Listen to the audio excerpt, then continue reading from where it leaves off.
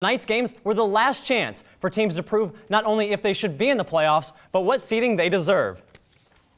The TVC Hawking has had their fair share of teams gunning for one of those playoff spots. And tonight, Kelsi Steele was right there for the clash between Belpre and Waterford. Now, a lot of riding on tonight's final, Justin. A win for Waterford gives them a chance to see the postseason, but a win for Belpre gives the Golden Eagles a chance to win a home playoff game for the first time since 1955.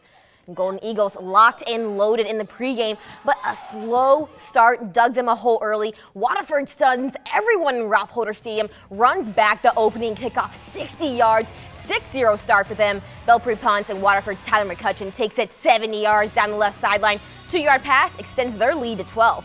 And Belpre finally finds their mojo. Tavian Miller releases a beauty to Cole Counts. 2 plays later, they edge the gap to 6. Dejon Bedgood turns what easily could have been a short game here to a 40-yard touchdown run, a tied ball game in Belpre.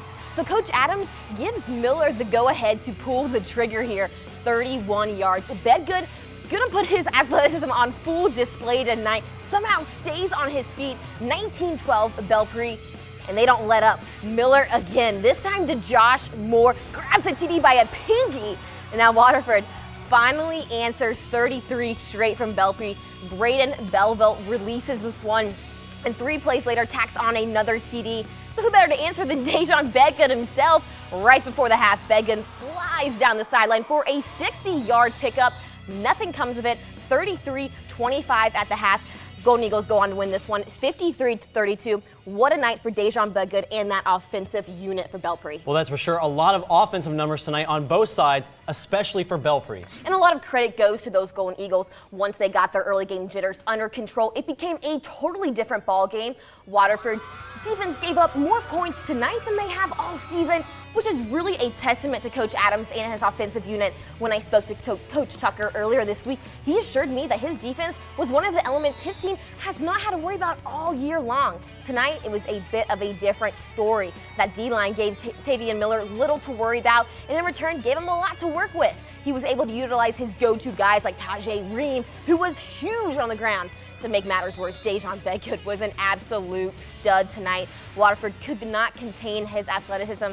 And if Bedgood is let loose, the score will skyrocket, and that is exactly what happened tonight. And what a time to have a guy like Dejon Bedgood when you're heading into week 11. You can say that again, Justin.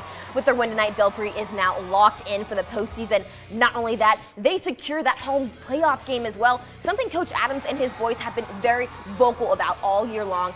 Offensively, if they unload the guys like Bedgood and Reams in that run-one action, they'll be just fine. My only concern sits on the other side of the ball. You cannot give up 32 points in the playoffs and come away with a win.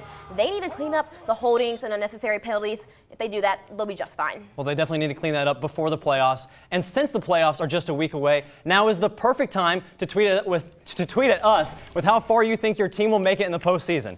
And don't forget to give Gridiron Glory a like on Facebook for playoff coverage and game previews of your favorite team. It may be the first year we've used Snapchat on this show, but it didn't take long for it to catch on. And later in the show, Andrew Homan will be bringing you the